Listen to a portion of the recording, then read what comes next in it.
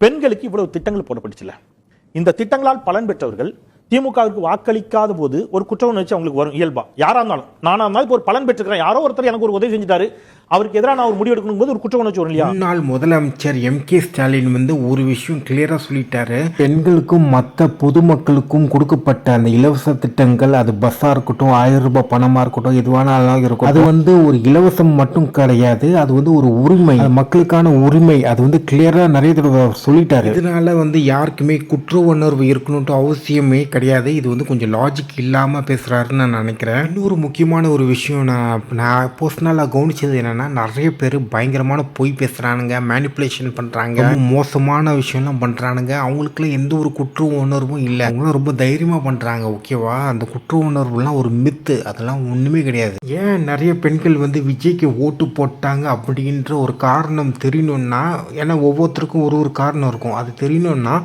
ப்ராப்பராக ரிசர்ச் பண்ணி பீப்புளை மீட் பண்ணி அதை கண்டுபிடிச்சி அப்போ தான் ஒரு விடை ஒன்று கிடைக்கும். அவ்வளோதான். மற்றபடி யூகத்துக்கு போகிறது நல்லது கிடையாது. ரொம்ப ஒரு தவறான ஒரு விஷயம். ஸோ அவ்வளோதான் என்னால் சொல்ல முடியும்.